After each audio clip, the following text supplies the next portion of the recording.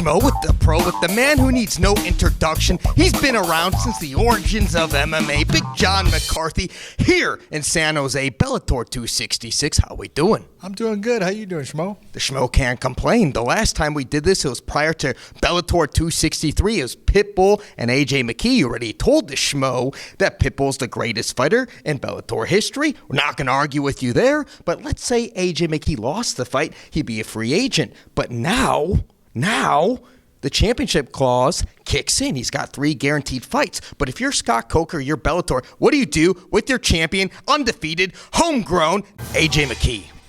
You got to do a couple things. First off, you got to sign him. You got to make sure that you have him under contract, but you also have to look for the fights that are going to motivate him to perform the way that he performed throughout that tournament. You want to get him fights that he's interested in, and you want to get him fights that the fans want to see. You've got to have it to where the fans are saying that this is a person that can beat AJ McKee and want to see that fight. But you got to pay the man what the guy wants, though, right? Because he's homegrown talent and he's the biggest star in this organization right now? Well, I'm all about the fighter making money, but it's always, and we talk about it all the time, it's a play. The promoter is going to try to get the fighter for the least amount of money he can get, and the fighter's job is to get the most money he can get, and somewhere they're going to meet in the middle. And you know, it's a matter of promoters can offer too little, and fighters can ask for too much. That's okay. Again, it's where do they meet in the middle, and I think that's what's going to happen. Yoel Romero, he's got the physique of a Greek god. He's 44 years younger. Are we getting the best version of Yoel Romero in the light heavyweight division or the middleweight division, Yoel Romero? Well, if you're asking, are we getting the best look at Yoel as a middleweight or a light heavyweight? Definitely he should be a light heavyweight. And it's because the man carries a lot of muscle on his frame, and he was dying making 185 pounds. You looked at, and this is the difference between when he was not making weight, it was normally for a championship fight. That's a 1 pound difference because he had to weigh in below at 185 or below, and that 1 pound of difference was killing him. That's how much he was depleting his body. To get to that 20 pounds of difference from 185 to 205 is huge. I think you're going to see a better Yoel Romero. I think you're going to see a guy that has energy, a guy that feels good inside the cage and performs much better. Now, Big John, you've seen it all, man. You've seen guys compete inside the cage wearing shoes, no gloves. You've seen it all. Now we see Anderson Silva. He's getting into boxing. He's 2-0 as of late. This year alone, man, he's in his mid-40s. Dana White recently called him, the greatest combat sports athlete of all time. Do you agree with that sentiment? Well, I'll tell you what, if he continues on with what he's doing, you got to look at nothing against Tito and the fight. That fight was one you looked at. Everyone was saying Anderson's going to win that. Tito's not a boxer. Now, he can say that he's been boxing his whole life, getting ready for MMA. It's different. And the one thing Anderson really showed was not against Tito, but when he did the boxing match against Julio Cesar Chavez Jr., he proved that he could box. And there's a huge difference between boxing and what you're going to do as far as your footwork, your angles, the way you hold your body, the blading of your body. Everything is different than MMA because of MMA's got takedowns. It just doesn't work the same. So you've got to be able to adjust, and a lot of guys really can't. Anderson can make those adjustments. He can box like a boxer. He can utilize the right angles, and that's why he's being successful. So we're going to have you weigh in right now. You'll see what I just did right there? I like that.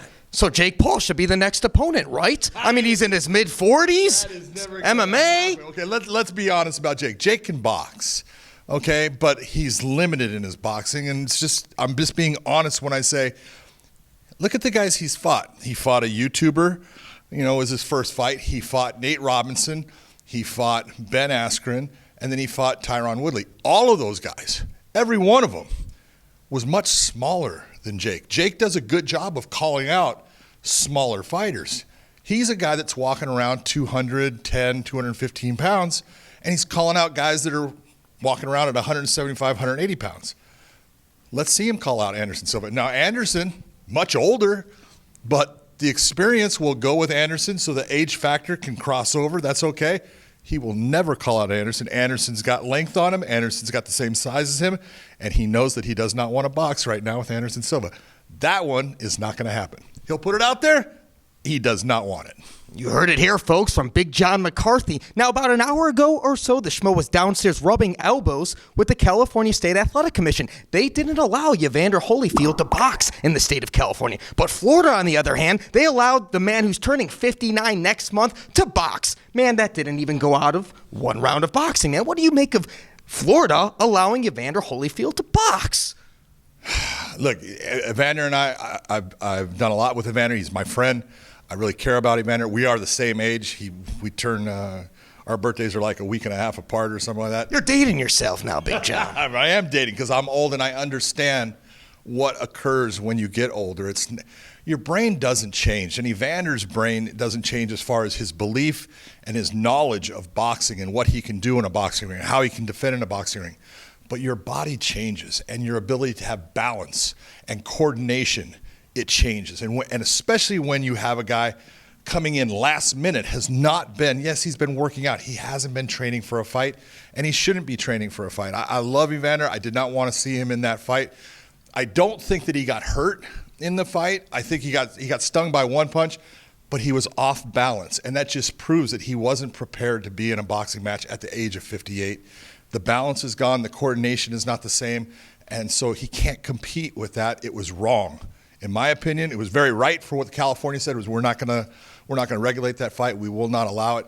When Florida goes, I look at there's three groups, and Josh Thompson, my partner on Weighing In, said it best.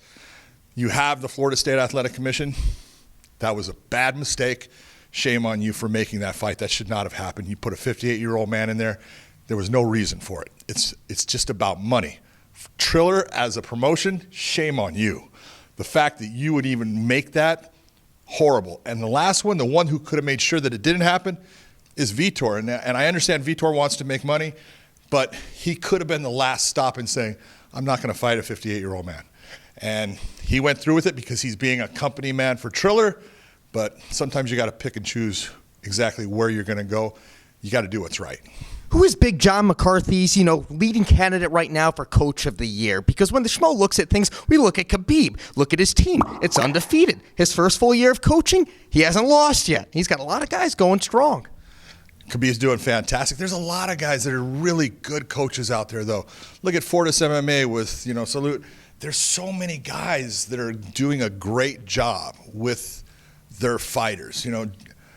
John Crouch from the MMA lab in Arizona, doing a great job with some of the guys there. And then, you can go and you can look even at, guys that people don't even really realize, AKA there's guys like Ron Kessler.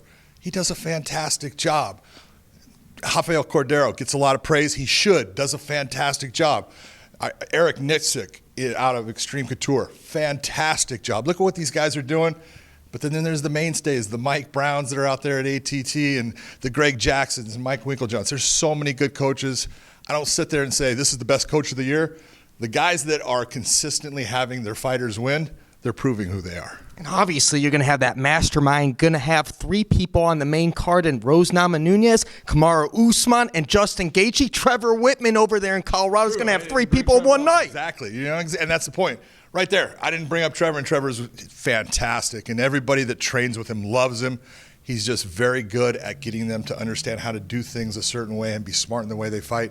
There's just too many good ones. To sit there and to say, oh, this is the one that's best, the fighters are proving who the great coaches are, and they consistently keep on winning. Can we get a final message for all the Big John McCarthy fans out there worldwide? I don't think there are any John McCarthy fans out there. Josh Thompson, he's my only fan. No, just kidding. He hates me. No, I want to tell everyone, that anybody that watches our podcast or, tunes into Bellator or just watches MMA, I don't care what promotion you're watching, thank you for watching the sport. It is much appreciated because you are helping me do what I love to do. You're helping guys like you get to do what you love to do. And you're letting the fighters actually make money and make a living at this. And so thank you very much. It all goes down Saturday evening at the SAP Arena. Bellator 266. We have two Gracies fighting on this card. We do. We got Holland and it's Neiman. But we say Neiman is what a lot of guys say. But Neiman is good. He is actually one of the best fighters out of the Gracie family that I've ever seen. And because he can do it all, he's got great submissions. He's got very good takedowns from wrestling that a lot of jiu-jitsu guys don't get that quality of their takedown ability. He's got great body locks. He uses basically like a Greco-Roman wrestler, a lot of upper body stuff. He's fantastic to watch. He had a weird fight in his last fight with Jason Jackson. Didn't go his way. He's looking to, reestablish himself, with this fight. So we'll see what he does. We pulled out an extra segment from this guy. He's the pro. I'm the schmo. We're out.